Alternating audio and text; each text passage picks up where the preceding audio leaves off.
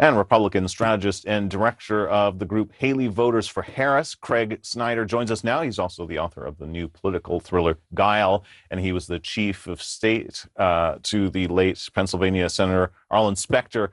Thank you so much for joining us. So we saw there from the numbers just how vital the state you're so familiar with will be in this close election.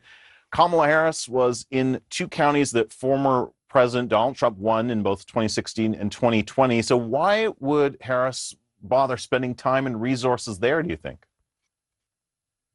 Well, the centrality of Pennsylvania in the way that you just described in the lead-in, the fact that it's almost certainly going to be the tipping point for which of these candidates becomes president, makes it necessary to really try to persuade voters, try to motivate voters all over the state. The counties that she went to this time on this last visit are not the most fertile place for her to pick up new votes. But she needs to pick up every new vote she can all across the Commonwealth. We have 67 counties. I suspect we're going to see both candidates in, at least 20 of those 67 where the population is higher between now and the election. They are going to have to really make this a game of inches. All right. So among some of the issues that are important in Pennsylvania, fracking chief among them, something Kamala Harris ran against in her first campaign for the White House 5 years ago, but then she supported it since as vice president. Here's Pennsylvania Senator John Fetterman. She's not going to ban fracking, and I know she's very supportive of the energy industry as well. But fracking is an issue, but it's not a defining issue, and it's going to be a gut check kind of a thing.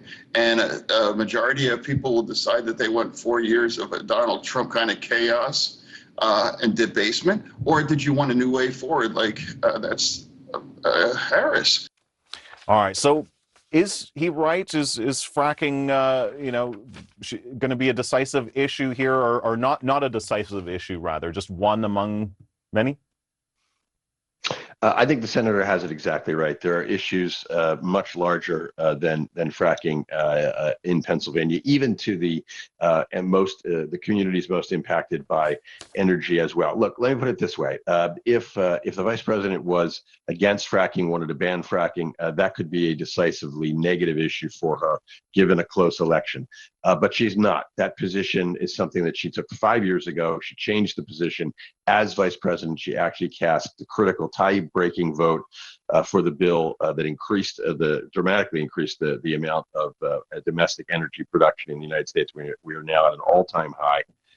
And so in that context, in the context, I would say, of the actual facts, not what's being presented by the Trump campaign, but the factual context, it's not a decisive issue. People are going to vote on really, exactly as the senator said, the path they want forward for the country. This is a fork in the road kind of moment. These two candidates reflect very different visions and very different philosophies. Yeah. Well, let me ask you about part of it. Yeah, let me ask you about Donald Trump, because you talk about certainly different philosophies. Donald Trump was in Las Vegas, hoping his promise not to tax tips will play well. Presumably, if you were in the business of advising their campaign, you'd say more economy, less cats. I mean, he's been calling for mass deportations in Springfield, hanging around with far-right figures like Laura Loomer. I mean, he seems to be running an even more extreme campaign than he was last time.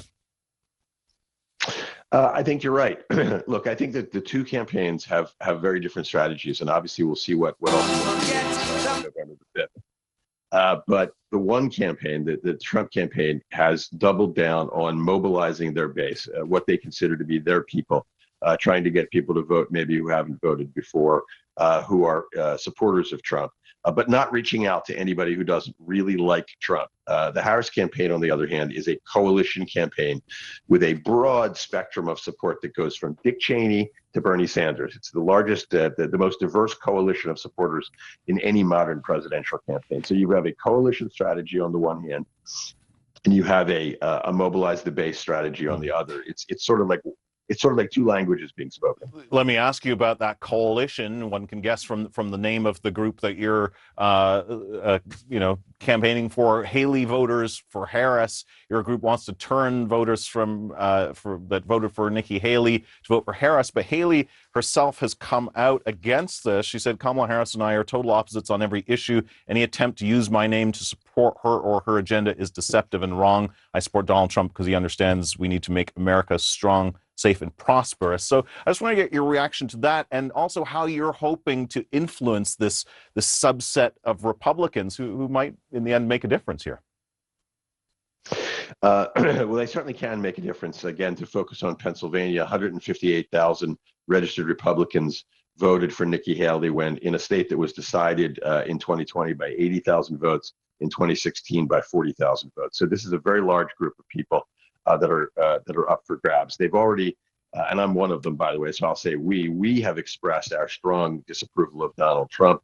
The question is whether or not you go sort of the extra mile and you vote for the Democratic candidate for the vice president. We believe that many of those voters will do that because they want to clean out the scourge of Trumpism from the Republican Party, number one, and number two, because they see the vice president and they see what she's offering in this coalition campaign as being really in the center of American politics, not extreme left, but in the center of American politics. And they may not agree on every issue, but they can certainly find enough to agree on to join the coalition.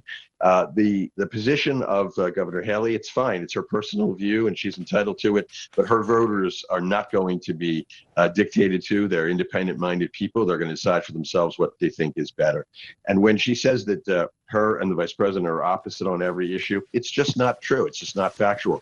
For example, Nikki Haley campaigned on support for Ukraine and really opposes Donald Trump's approach to pulling the United States out of NATO and other sort of quite radical foreign policy positions, whereas Vice President Harris is foursquare within the consensus about American world leadership that has existed in Republican and Democratic parties going all the way back to World War II. So what she's saying about being polar opposites on many issues is just not correct. All right. Well, listen, we'll have to leave it there, but it's been great to get your perspective on this. Craig Snyder, thank you so much. Thank you.